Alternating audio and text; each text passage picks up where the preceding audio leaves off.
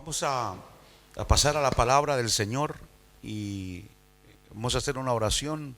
Nuestro Padre que estás en los cielos, queremos oír tu voz en esta tarde, escuchar tu palabra, el consejo de ella. Háblanos, porque tú dices que tu palabra es viva y eficaz para nuestra vida. Por Cristo nuestro Señor. Amén. Vamos a abrir la Biblia, hermanos, en el Evangelio de Marcos, el capítulo número 6. Es en el lugar que nos hemos quedado en la última ocasión. Marcos capítulo número 6.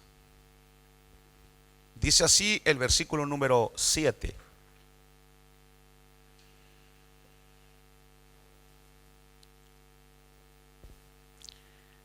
Entonces llamó a los 12 y comenzó a enviarlos de dos en dos, dándoles autoridad sobre los espíritus inmundos, y les ordenó que no llevaran nada para el camino, sino solo un bordón, ni pan ni alforja, ni dinero en el cinto, sino calzados con sandalias.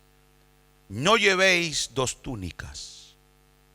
Les dijo: y donde quiera que entréis en una casa, quedaos allí hasta que salgáis de la población. Y en cualquier lugar que no os reciban ni os escuchen, al salir de allí, sacudid el polvo de la planta de vuestros pies en testimonio contra ellos.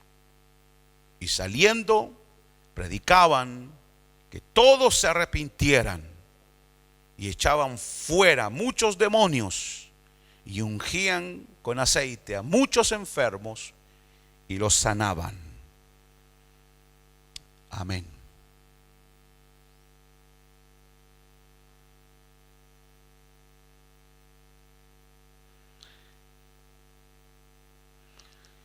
Queridos hermanos, para poder enlazar con la última ocasión que hemos visto este evangelio, recuerden que Jesús fue a Nazaret, a su tierra, donde él se había criado, y pensando quizás de que lo iban a recibir muy bien, no lo recibieron bien, no lo recibieron como el Mesías, porque lo conocían, sabían que era el hijo del carpintero, y finalmente él muestra, al traer a sus discípulos con él a Nazaret, una nueva familia que está formando, en la cual es la iglesia. Ese rechazo que el Señor Jesús tuvo en Nazaret y el rechazo que va teniendo en el pueblo judío, quizás pudiera haber detenido de alguna manera la obra del Señor, cuando él dice: y estaba maravillado de la incredulidad de ellos. Quizás pudiera haber frenado y haberse pensado de que la obra que el Hijo de Dios había venido a hacer estaba teniendo un fracaso y un rechazo, no solo de él como persona dentro del seno de su familia, sino que dentro de la misma sociedad judía. No lo querían recibir como el Mesías y no lo quisieron como Mesías. Finalmente no lo recibieron como Mesías. Ahora, esto es lo extraordinario del Hijo de Dios, hermanos, y es que a pesar de que Él está siendo rechazado y está siendo rechazado en el pueblo y en su tierra, el versículo que leímos, el versículo número 7, pues el Señor lo que hace es seguir la obra. Y lo que va a hacer aquí es decirle: miren, llegó la hora. Quizás los discípulos se dijeron: ¿llegó la hora de qué? Si nadie quiere de nosotros. Llegó la hora de seguir predicando. Entonces le dice a sus 12: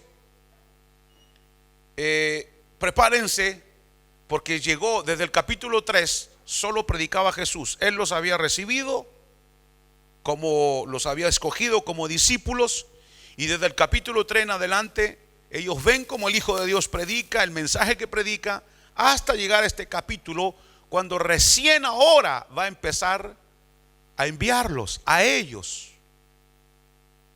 Y pareciera que en este pasaje de los versículos que vemos aquí, a partir del 7 en adelante, como que el Hijo de Dios desaparece. Ya no lo vemos, sino que ahora el protagonismo lo van a tomar los discípulos. Repito, por primera vez, los discípulos van a enfrentarse al pueblo, y por primera vez van a ir solos. Jesús no va a ir con ellos. Esto es muy importante, hermanos, porque dentro del discipulado cristiano, de lo que hablábamos recién, de estudiar la palabra de Dios, no es solamente para llenar la cabeza de información, sino que la idea es que puedan surgir discípulos de Cristo para servirle a Él. Es decir, no se trata solo de que la iglesia se llene de conocimiento y luego pues nos felicitamos unos a otros porque tenemos mucho conocimiento. Yo creo que una iglesia, cuando es saludable, es una iglesia que enseña la palabra de Dios, pero al mismo tiempo está produciendo discípulos. Está produciendo gente que va entendiendo el llamado de Dios y en el lugar, es decir, son formados y luego son enviados a hacer la obra de Dios. No podemos pensar que el pastor es el único llamado a hacer la obra de Dios. La configuración de muchas iglesias están hechas de esa manera, centrada en el pastor y en 2 o 3 ancianos.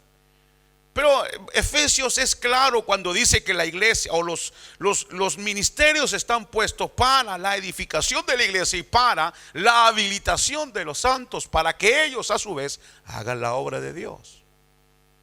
Una iglesia saludable debe tener constantemente un discipulado y ser enseñada, no para solamente llenarse del conocimiento, sino que para producir vida de Cristo en nosotros y poder compartir esa vida con otros. Y eso es lo que el Hijo de Dios está haciendo aquí. Ya lleva un tiempo predicando. Ahora llegó la hora de decirle, ¿saben qué? Ahora, aunque el momento está complicado, se me está rechazando, pero aún así quiero que ustedes vayan y prediquen el evangelio. Les toca a ustedes. ¿Vieron cómo hice? Prediqué la buena noticia, eché fuera demonios, oré por los enfermos. ¿Vieron o no vieron? Sí, vimos. Ahora les toca a ustedes hacerlo. Eso es la vida cristiana.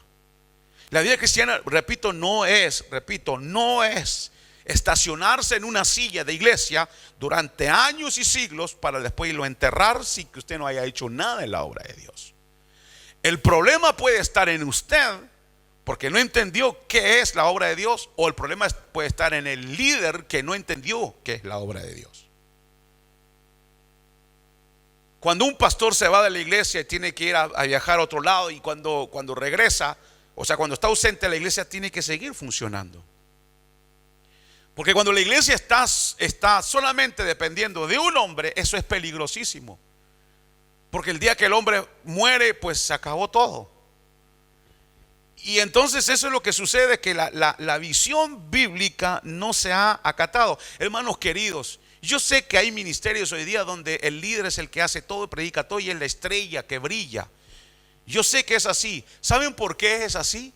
Porque el hombre, el ser humano, en su fuero interno siempre ha tenido ese deseo de éxito, de ser visto, de ser aplaudido por el público.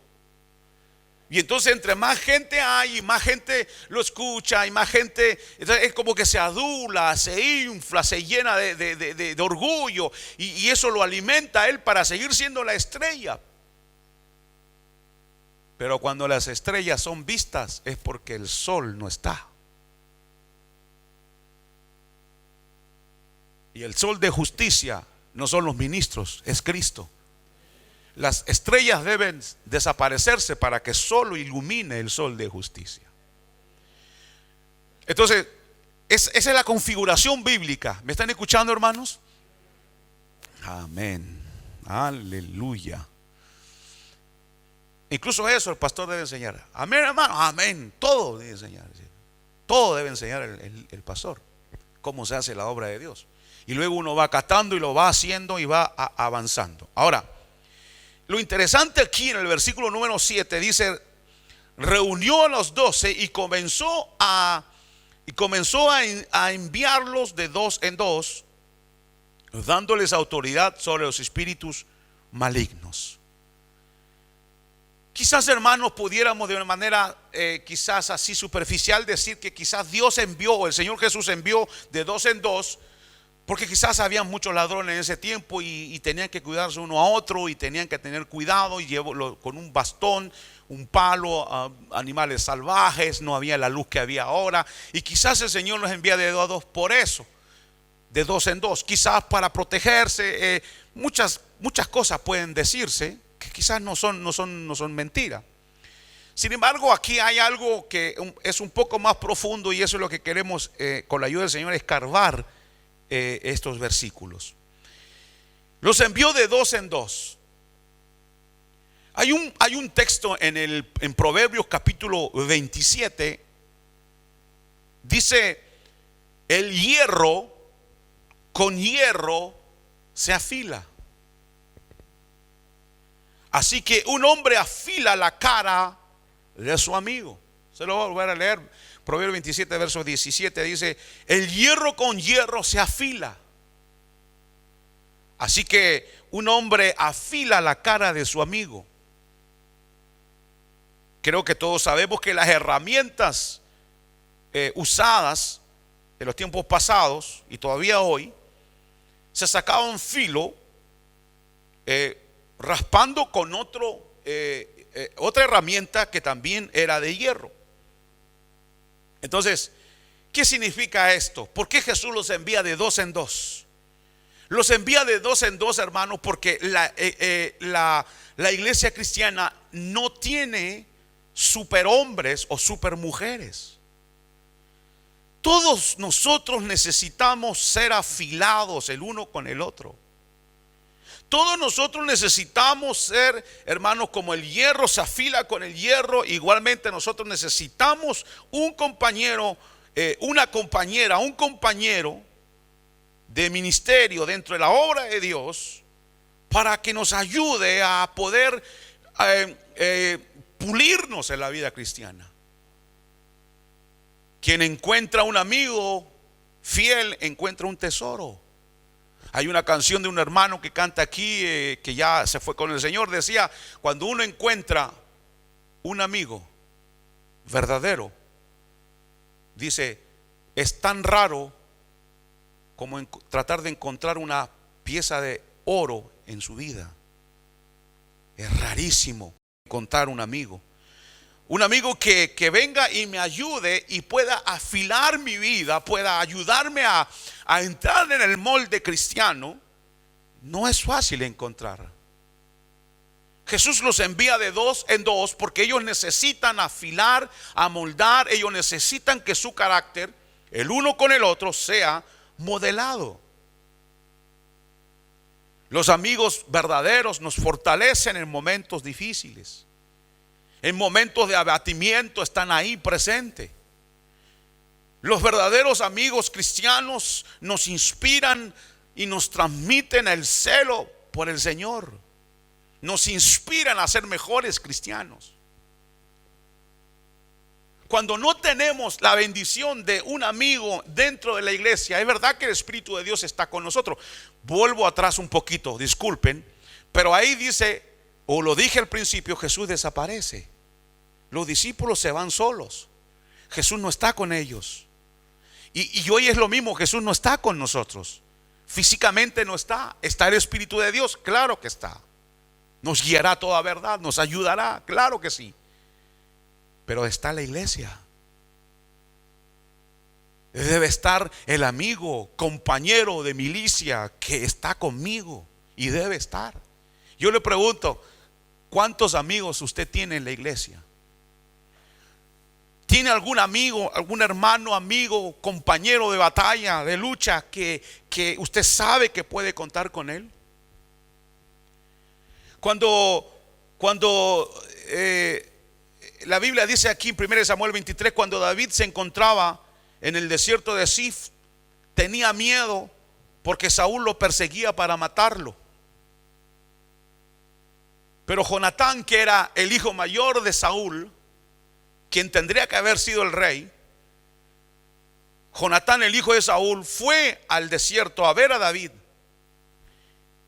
Y fíjense, porque David tenía miedo que lo matara. Saúl estaba loco.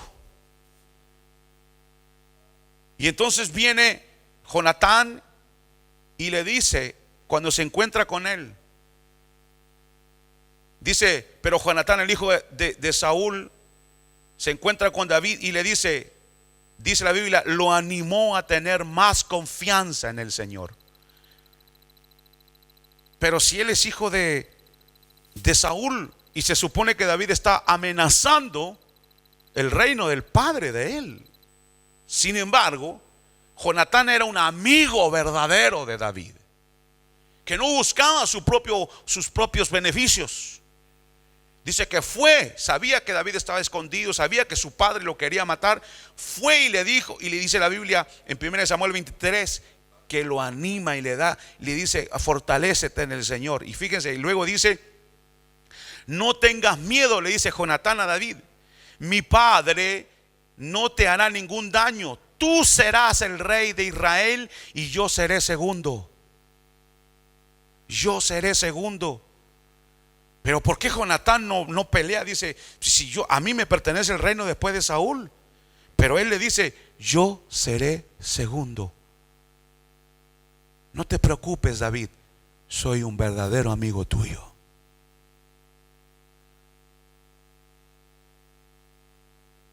El día que Jonatán murió en el monte Gilboa, gracias, en el monte Gilboa con su padre, David lloró. ¿Saben por qué lloró? Porque murió su mejor amigo. Murió aquel que le ayudaba a afilarse para poder entrar dentro de la encomienda de Dios de ser un nuevo rey. Jonatán sabía lo que era ser rey porque su padre lo era. Y en lugar de Jonatán decir, no, este me va a quitar el puesto a mí, mejor matémoslo. No, él es mi amigo. Y cuando él muere, la Biblia dice que David lloró. Y decía, monte de Gilboa, ya no caiga sobre ti lluvia. Cómo han caído los grandes, cómo han caído los poderosos. Jóvenes de Israel, doncellas, llorad, porque Jonatán no escondió su espada, sino que la sacó y luchó por vosotros. Y lloró su amigo. Cuando usted estudia la vida de David, David llega a ser rey después de muchas cosas que le sucedieron. Pero si usted va estudiando la vida de David, se va a ir dando cuenta que David se va encerrando en sí mismo cada vez que va teniendo más poder, hasta que llega un momento que David no tiene a ningún amigo en quien confiar. Él pudiera haberle dicho a Jonatán, Jonatán, mi debilidad son las mujeres, porque esa era la debilidad de David, una de las debilidades. Ayúdame. Pero el día que cayó en adulterio con Betsabé, ¿a quién contarle sus luchas si no tengo un amigo? Usted tiene luchas en su vida, muchas batallas, muchas cosas internas que todavía no están arregladas. ¿A quién se lo digo? Lo envió de dos en dos, porque usted y yo necesitamos a alguien que nos oiga. ¿Saben por qué esta sociedad está enferma? Porque nadie oye a nadie. Por eso que los psicólogos se volvieron ricos, porque ellos sí lo oyen a la gente, pero por dinero. Los envió de dos en dos. Y David se fue separando, hasta que se volvió un rey pecador. David nunca más tuvo un amigo como Jonatán. Nunca más. Y en el caso de los discípulos, ¿Qué hierro más extraordinario tenían para afilarlo? Jesús. Qué tremendo. Él se ocupó de afilarlos y de modelarlos, él personalmente. Qué tremendo, ¿no? Tener a Jesús ahí cara a cara, que la mañana usted se levanta y él ya le tiene el desayuno porque él se levantaba temprano. Listo, y vamos a hacer aquí, vamos a hacer acá, y él le va enseñando y nos va enseñando, pero él no está, y aquí tampoco está, ya los envía solos, están solos.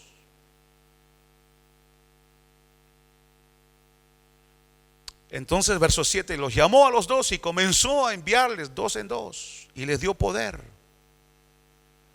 Lucas 9 da más detalle, dice que les dio poder para sanar enfermos. Autoridad.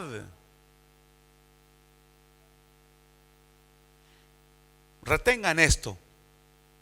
Llegó la hora en que Jesús le da poder a sus discípulos. ¿Está bien? Está bien. Ahora escuche esto. Dios no quiere que nosotros solo memoricemos la palabra de Dios de memoria. ¿Conoce usted un versículo bíblico de memoria? Sí, Jehová es mi pastor y nada me faltará. Qué bueno, qué bueno. Pero Dios no quiere solo que memoricemos la palabra de Dios. Él no quiere que solo memoricemos reglas morales, éticas, solo por repetirlas de memoria. No matarás, no robarás, no dirás falso testimonio. Sí lo conozco, pero como decía Lutero en el catecismo, a los niños le decía, está bien, no matarás, pero ¿qué significa no matar?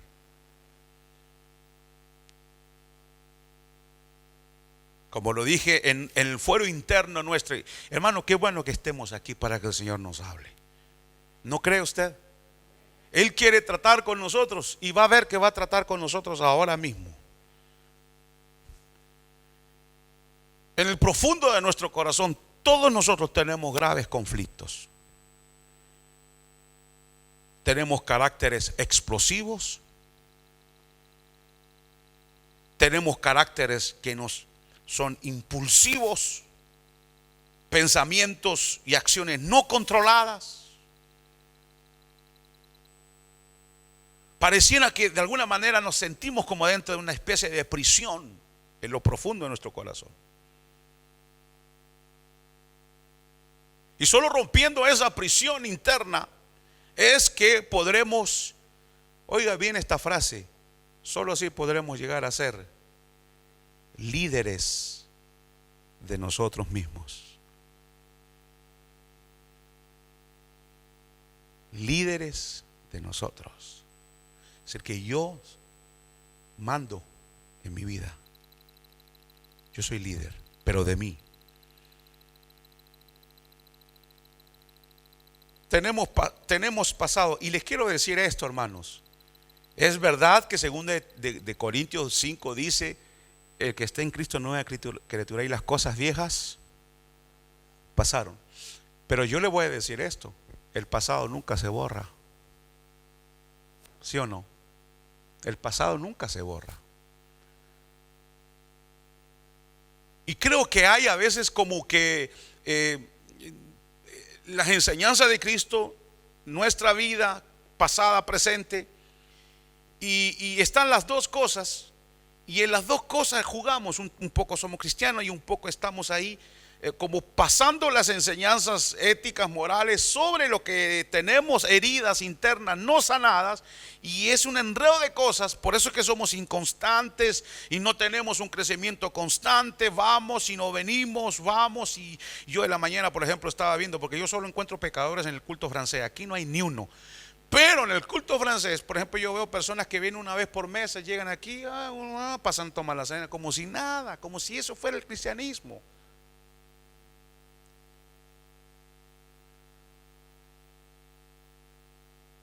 Pero hay cosas que todavía no hemos superado en nuestra vida. Falta de perdón, culpa, falta de amor fraternal, una relación íntima con Jesucristo. Todos son instrumentos usados por el Espíritu de Dios para poder sobrepasar ese pasado que está ahí. y que a lo mejor le pusimos sola cosas de memorias. Este pasado y este viejo hombre puede repetir cosas como amar a Dios, cantar coros. Eso lo puede hacer sin haber integrado la vida de Dios y una nueva creación. Uno lo puede hacer. Uno puede vivir así, de manera, hermanos, puede decir así, religiosa. Puede repetir de memoria cosas sin que el corazón no esté realmente transformado por la gracia de Dios.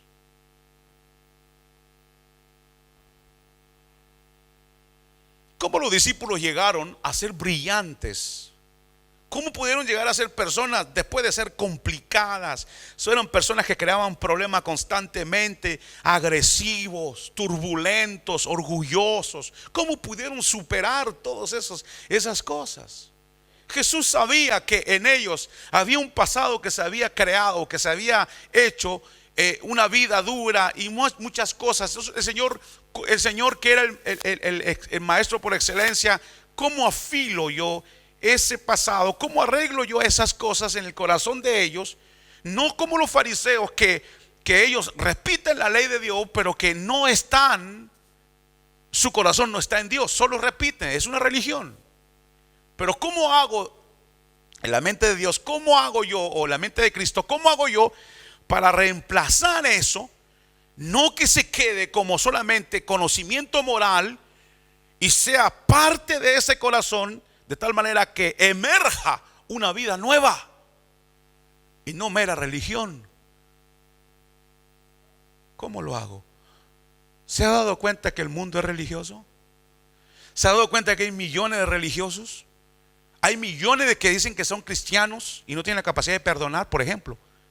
¿Por qué dicen que son cristianos y no pueden perdonar? Porque el concepto, la verdad, la conocen, la sobreponen sobre ese carácter que no ha sido regenerado por Dios y lo toman ahí, y cuando hay que sacarlo lo sacan y lo repiten de memoria, pero no ha llegado esa verdad a transformar esa falta de perdón de tal manera que pueda surgir la vida y pueda ser una vida de perdón. Más fácil es volverse religioso. Más fácil es tener una jerga evangélica cristiana, pero vivir lejos de Dios. ¿Cuántos sienten en verdad que están cerca de Cristo? ¿Cuántos sienten que realmente caminan con Él? Como que no se acerque mucho, que me puede matar, como Pedro decía: Señor, apártate de mí, que soy pecador.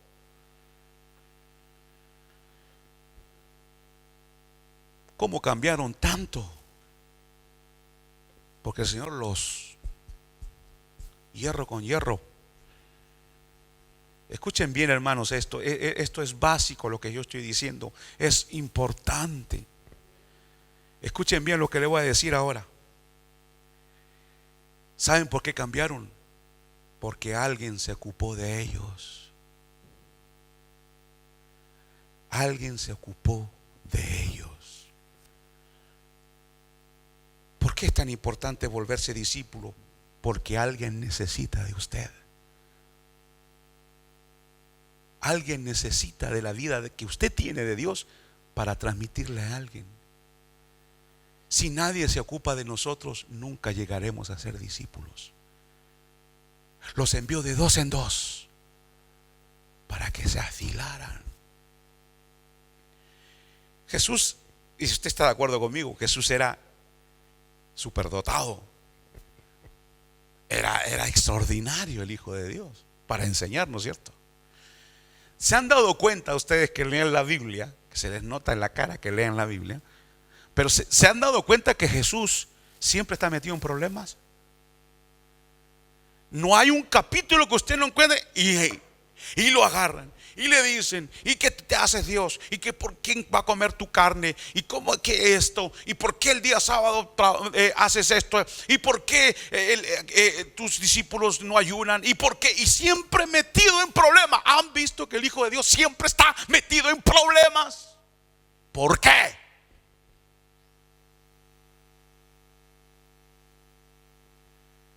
¿Por qué?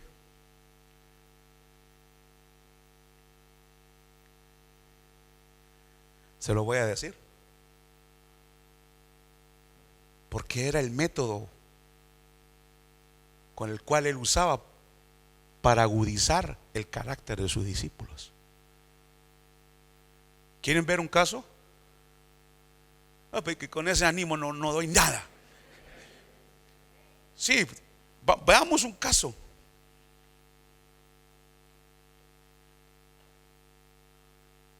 Abra ahí la Biblia en Juan 8.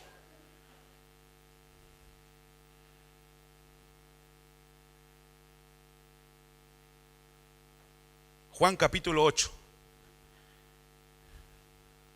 ¿De qué manera afilaba Cristo a sus discípulos? ¿De qué manera lo hacía? Pues aprovechaba las situaciones que se le presentaban con el fin, escuchen esto, con el fin que saliera a luz.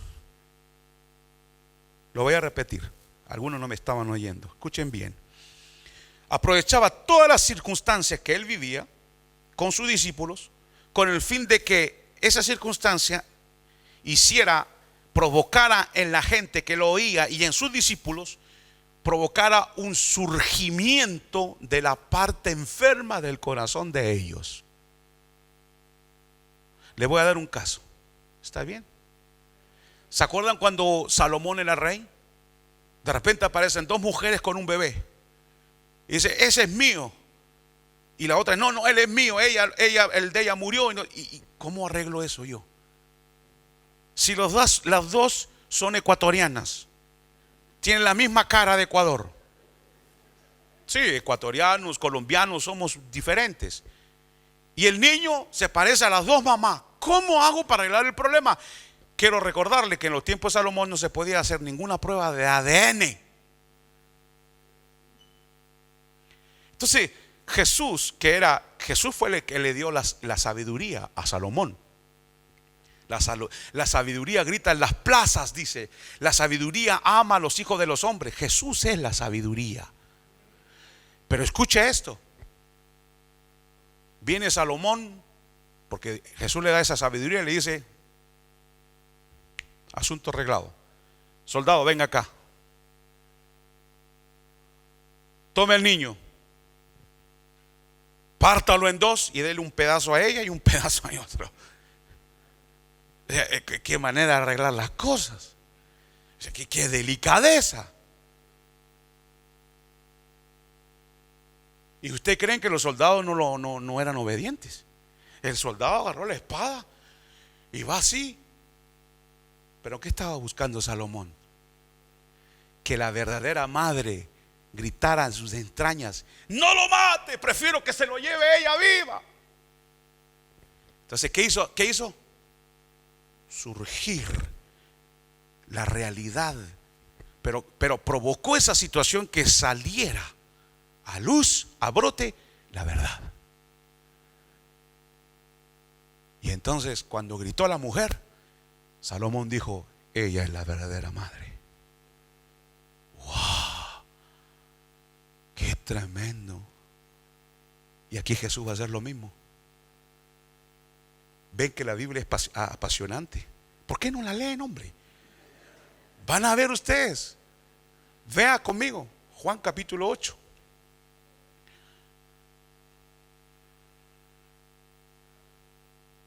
Versículo 3.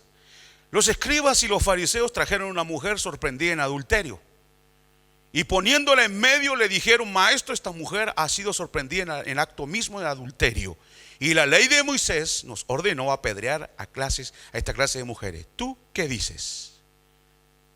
Verso 6. Decían esto para probarle, para tener de qué acusarle. Pero Jesús se inclinó y con el dedo escribía en la tierra. Hasta ahí. Ok. Vamos a hacer cuenta que usted es Jesús. ¿Está bien? Usted es Jesús. Le traen una mujer, cometió adulterio. En el caso de las mujeres, le traen un hombre que cometió adulterio. Usted tiene que arreglar el caso. Y esto no está dentro de la iglesia, está en la calle. El pueblo está ahí. Los discípulos están acá. Jesús está aquí. Y frente a él está la mujer. Y oiga esto: la ley de Dios decía que eso se pagaba apedreando. ¿Qué hago? ¿Qué hace usted?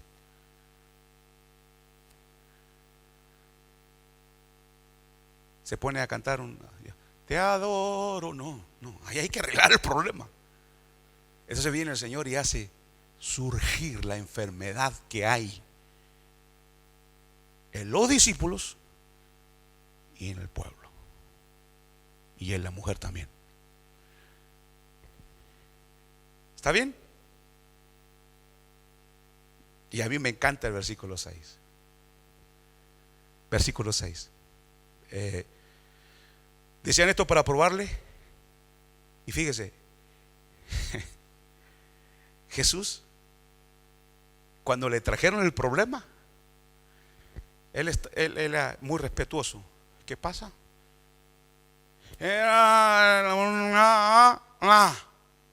¿Qué dices?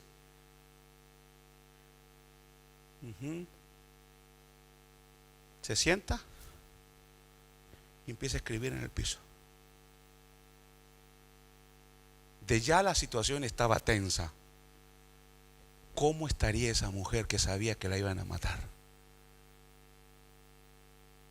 Quizás hasta con las piedras en las manos ya estaban esos ahí. La situación estaba tensa. Y viene Jesús y la recalienta más todavía. Y en lugar de decir, muchachos, cálmense, está bien. No, es verdad que la ley de Moisés, pero calmen, dejen las piedras ahí. No, él la recalienta más todavía. Por eso Jesús me encanta, porque sí que era un hombre de verdad ese. Lo de hoy día hay dudas. ¿Y el Señor qué hace? Se pone en el piso y empieza a escribir. Cuando digo lo de día y duda, no estoy hablando de ustedes, por favor. Pero ustedes saben que vivimos una época donde el feminismo está llenando, arropando la tierra. Entonces los hombres como que se están desapareciendo.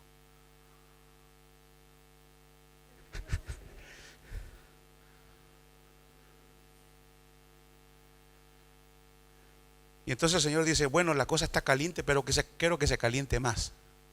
Así que se pone en el piso y está escribiendo.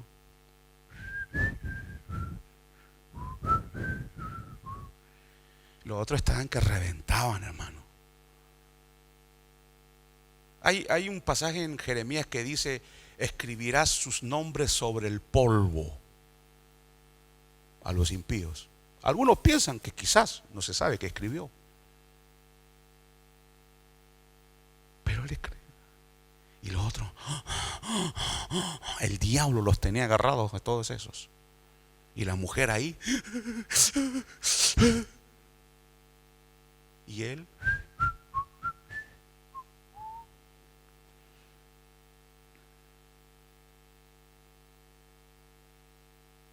¿Qué hago, hermano? Si la ley de Moisés lo dice, él no puede pasar por encima de la ley de Moisés. Me imagino los discípulos ahí. ¿Y ahora? Escuchen bien, los discípulos saben lo que sintieron ahí. Un sentimiento de inseguridad porque estaban las piedras ahí. Y si Jesús no hacía respetar la ley de Moisés, mataban a Jesús y a sus discípulos.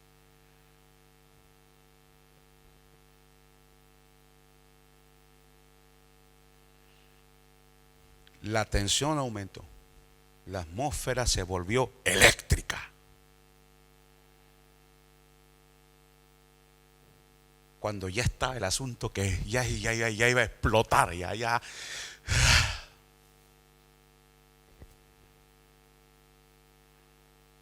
Y los discípulos que estaban ahí, temblando, igual que en la tormenta, cuando vino la tormenta, ¿se acuerda ahí? Señor, no te fijas que nos estamos muriendo. Ahí igual estos estaban ahí, y ahora ¿qué hacen, Señor? Y en ese momento, tanto la mujer como los que querían justicia, escuchen bien, estaban frente a una situación nunca antes vivida. La mujer y la gente y los discípulos estaban frente a un ser santo.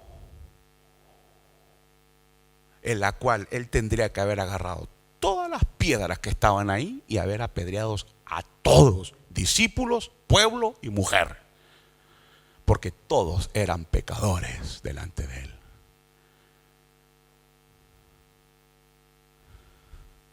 Pero Jesús vino a salvar. Amén. Entonces él tiene que extirpar el pecado. Sigamos.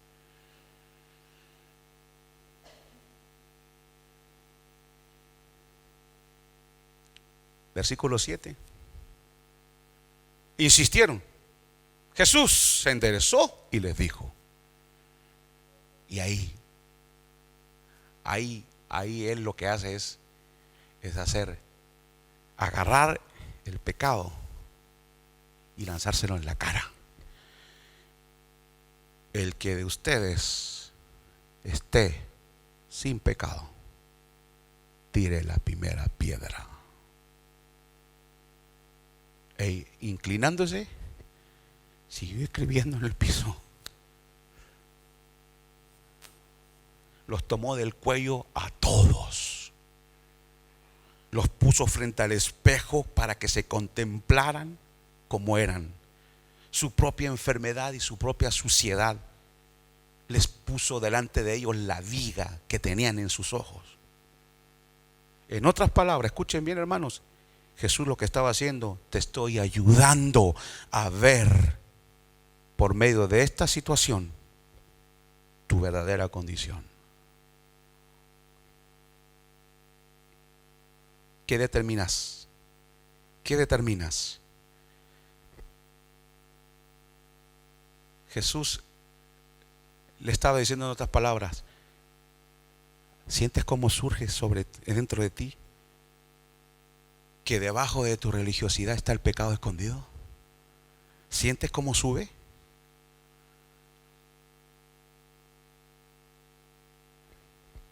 Los discípulos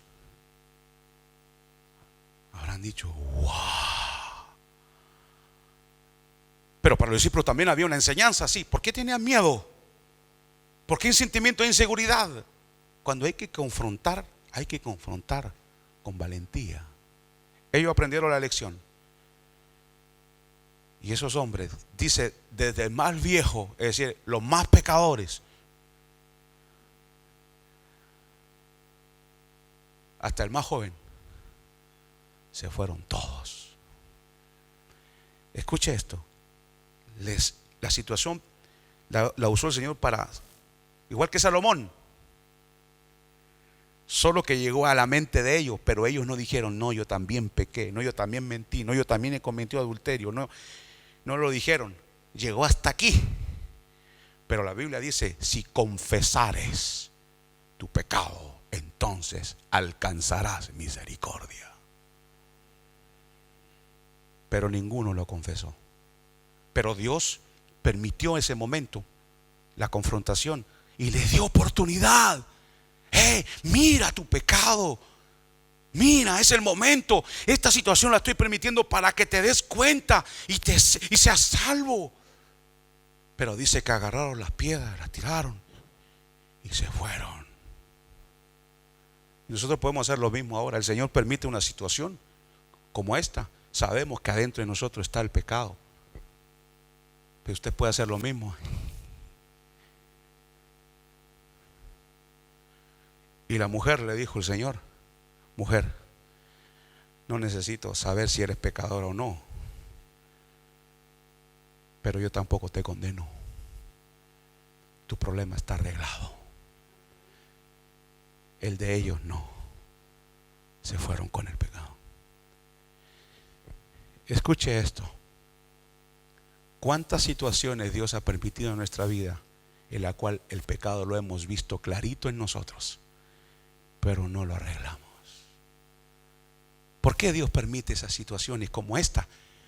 Para que veamos adentro y arreglemos el problema y no nos volvamos loros que repetimos cosas de memoria, pero no son parte de nuestro carácter, no son parte de nuestra vida. Por eso Dios permite situaciones en su vida. A veces permite situaciones que uno dice, el clásico chofer.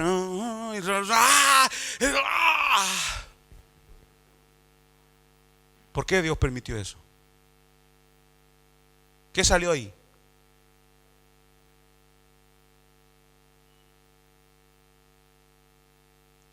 ¿Qué salió ahí? Hombres, ustedes son los peores.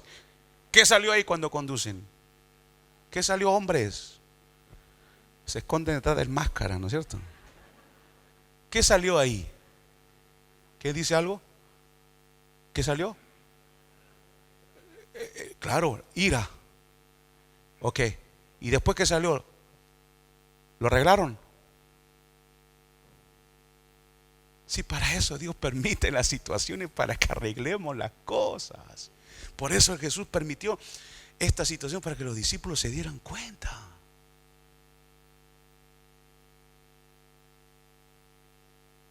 ¿Por qué cree Dios que nos está hablando ahora?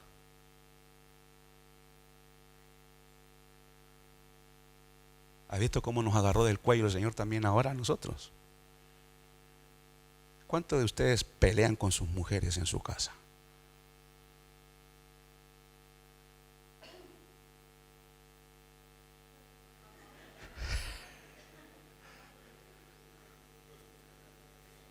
Puede ser que pase, discusiones siempre hay, pero ¿qué hacemos después de eso?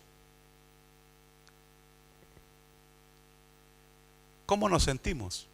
¿Bien? ¿Mal? ¿Lo arreglamos? ¿Tratamos de ser mejores? ¿A cuánto les cuesta pedir perdón en el matrimonio? Cuando metemos la pata, ¿cuánto nos cuesta? Perdón. ¿Qué dijiste? ¿Qué dijiste? Tú sabes. Porque adentro está. Pero dígame cuántas situaciones Dios ha permitido en nuestra vida. Y oiga esto, escuche bien lo que le voy a decir. Yo pensaba en esto y digo, Señor, tienes razón. El Señor no se equivoca. El punto es que, ¿por qué tantas veces se repite el mismo problema en mi vida? El Señor lo permite para que se arregle. Cuando se arregle, pasará otra cosa. Mientras no arregle el enojo, la ira, el rencor, la falta de perdón, se van a seguir manifestando situaciones hasta que usted arregle ese problema. El Señor va a permitir situaciones para que, cierto que no lo había arreglado. Lo deja de lado, pasa un mes y vuelve otra vez. Cierto que esto no lo ha arreglado. Y no se hace nunca discípulo de Cristo y nunca puede ayudar a otro para que crezca en ese camino. ¿Por qué hay tan pocos discípulos en la iglesia de Cristo? Por eso. Porque estamos como dentro de una prisión que no abrimos.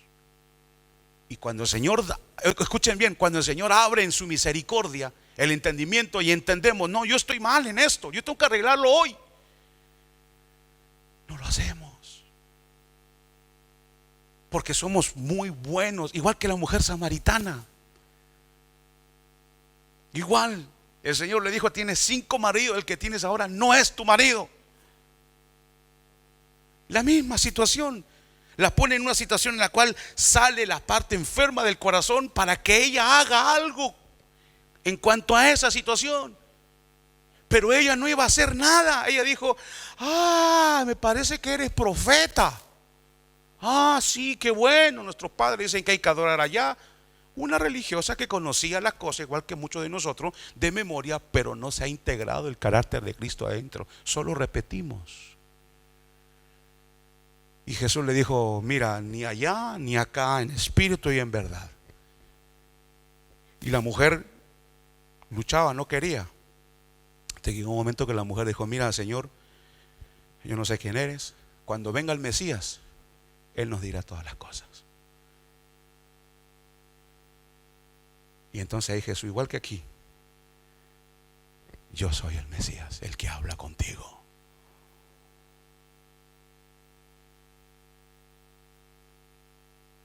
Surgió la parte enferma.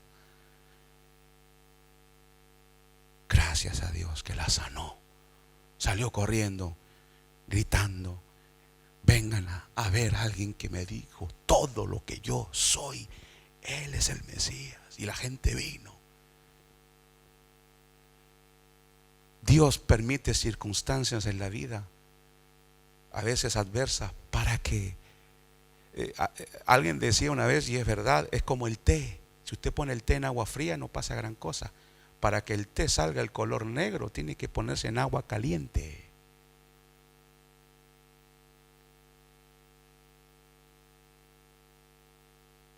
Nosotros nos volvemos a veces religiosos y llegamos a la iglesia.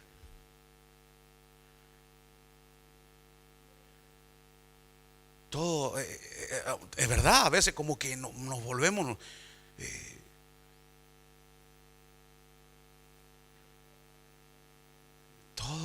todo religioso, todo va bien. Cuando salimos de aquí la semana y todo, nos meten en una situación caliente. Entonces ahí empieza a salir todo lo negro de adentro.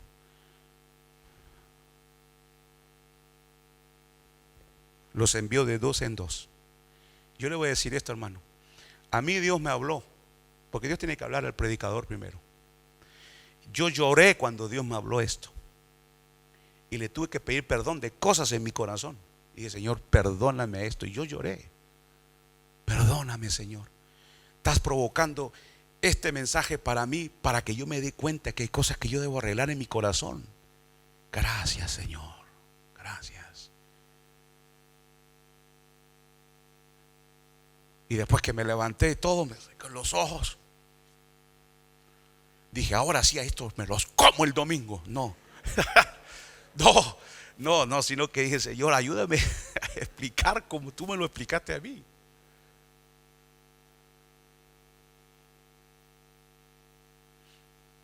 Hermano, solo leímos el versículo 7, o sea, faltan los otros, se nos fue el tiempo.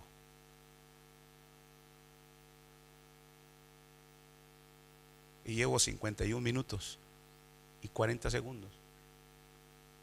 Y debo parar. Pero creo que es suficiente. ¿No le parece? Vamos a orar. Cierre sus ojos y me gusta algunas iglesias cuando termina la predicación, el predicador dice, tomen 1, 2, 3 minutos de reflexión con lo que han oído. Y así debe ser. Reflexión.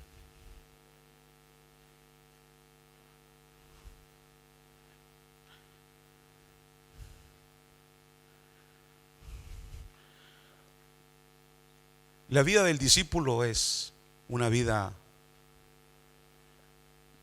de muerte a sí mismo. Jesús dijo que tenemos que tomar una cruz, que es símbolo de muerte, y seguirlo cada día. Por eso que no abundan los discípulos de Cristo. Lo que abundan son personas voluntarias que cuando pueden hacer algo lo hacen.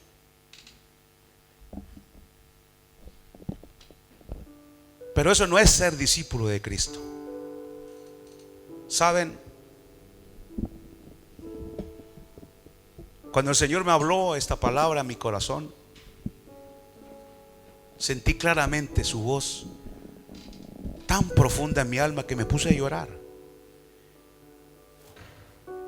Porque Él tocó mi corazón. Le dije, tienes razón. Así le dije, tienes razón, Señor. Perdóname. Hierro con hierro se agudiza. Mejor, dice Eclesiastés, son 2 que 1. Mejor es ser 2 que 1. Porque cuando uno cae, el otro le levanta. Hermanos, eso es el discipulado. Esa es la vida cristiana. El Señor nos quiere poner a alguien al lado nuestro, un hermano, una hermana, para agudizar nuestra vida espiritual.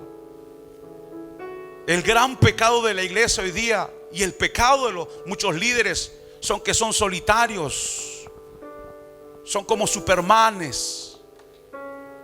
Pero eso no es la iglesia de Cristo.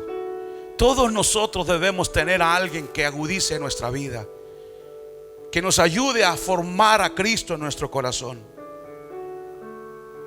Y si el Señor permite situaciones, hermanos, en la vida, a veces es para que salga la parte enferma del corazón y sea sanada.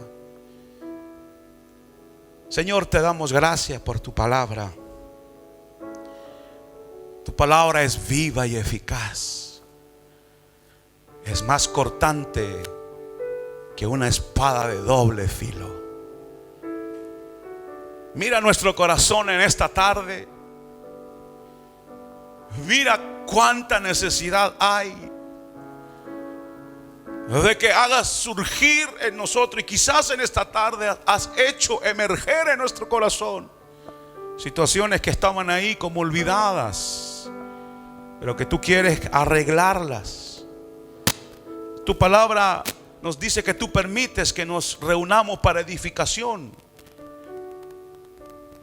los unos con los otros. Señor, quiero presentarte lo que me has confrontado en esta tarde. No le había puesto atención, Señor. Y es verdad que es recurrente, constantemente regresa. Pero no quiero solo, Señor, aprender conceptos teológicos de memoria. Quiero que esa verdad sea viva en mí. Ven, Señor, en esta tarde y lávanos en tu sangre preciosa. Limpia nuestro corazón en esta tarde de lo que tú estás haciendo emerger. Porque tú quieres que seamos discípulos tuyos para ayudar a otros, ayudar a agudizar el carácter de otros, para que la obra tuya avance. Mira, Señor, los corazones que están abriéndose a ti en esta tarde. Ven tú, Señor, para renovar en esta tarde las fuerzas. Ven tú para limpiar nuestra conciencia de obras muertas. Ven tú, Señor, para que nuestro corazón sea moldado a tu imagen, modelado para la gloria de tu nombre. Y no solo conozcamos cosas de memoria como la mujer samaritana, sino que realmente, Señor, nuestra vida te pertenezca a ti. Aleluya.